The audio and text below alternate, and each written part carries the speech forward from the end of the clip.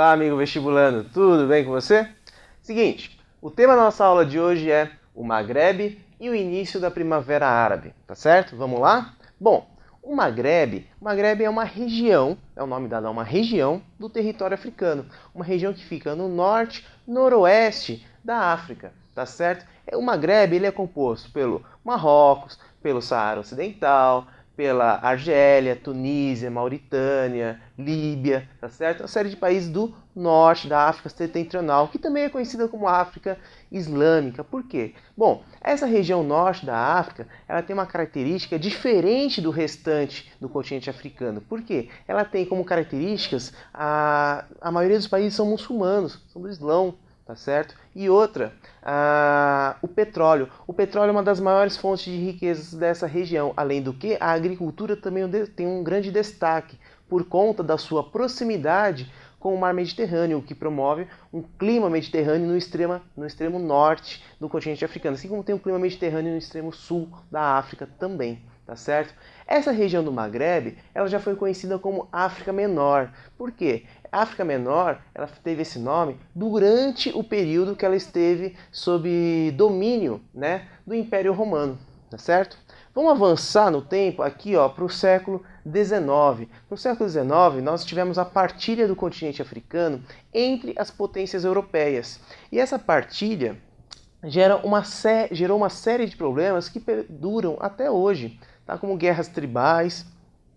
Mas um pouquinho mais antes das guerras tribais, antes das independências, nós tivemos que a independência foi dada, muitos casos conflituosos, outros não, mas na maioria dos casos que não foi conflituosos, é interessante notar que o poder foi dado a ditadores que estavam aliados a potências imperialistas e por conta disso, esses ditadores não atendiam aos interesses da população. E aí nós temos que ditadores com 40, 30 anos no poder, Muammar Gaddafi na Líbia, 42 anos no poder, tá certo? Então, nós temos aí essa relação da independência, mas independência até que ponto se esses países continuaram dependentes economicamente das potências imperialistas, tá certo?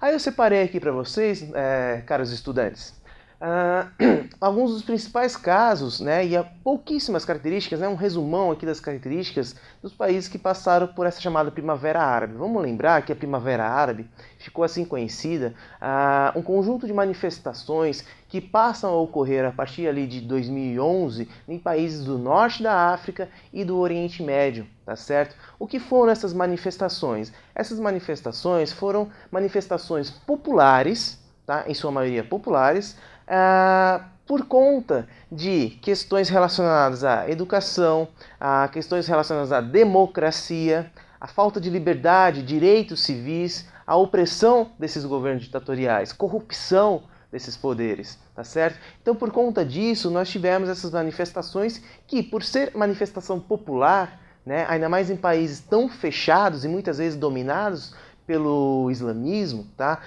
Por um Estado associado à religião, ou seja, o Estado que não é laico, tá? Então nós ficou conhecido como primavera por ser uma espécie de florescimento da população diante dos problemas a serem resolvidos e discutidos ali, tá certo? Bom, a Tunísia se destaca como sendo um berço das manifestações, onde tudo começou, tá? A partir da imolação de um vendedor. O que é imolação? Sabe? Já ouviu falar? Imolação é atear fogo ao próprio corpo, como forma de protesto, tá certo? Na Líbia, nós tivemos a ditadura do Gaddafi, Muammar Gaddafi, durante 42 anos, que ganhou destaque no cenário internacional pela sua abundância nos recursos naturais, aqui com destaque para o petróleo. Além do que, ele foi acusado da produção de armas de destruição em massa, tá certo? O Bahrein, que tem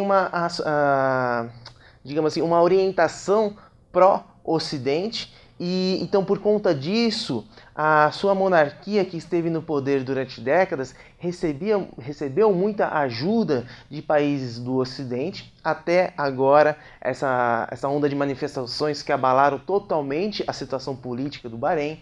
Ao caso da Arábia Saudita, que nós temos uma minoria xiita que se manifestou, né, nessa situação aí, que se manifestou contra o governo e teve aí no caso da Arábia Saudita, o destaque para o apoio externo que ela vem concedendo a outros lugares, que ela vem concedendo a outros países. Então, eu acho que a Arábia Saudita, eu coloco para vocês, estudantes, como sendo um caso peculiar diante de todos esses aqui, porque a participação maior dela é na interferência, no apoio a outros países que estão passando por essas manifestações. E o caso da Síria, que chama bastante a atenção, porque ele tem um governo de orientação alauíta.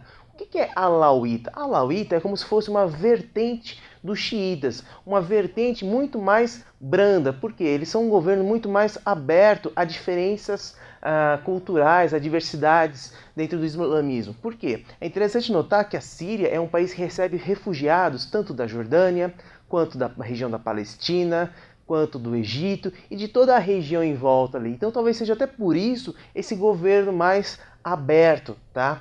Bom, nós tivemos nele um levante sunita e a criação do Exército Livre da Síria, que teve o apoio da Turquia, do Catar e da Arábia Saudita. Olha aqui, a Arábia Saudita interferindo em outros governos, tá certo?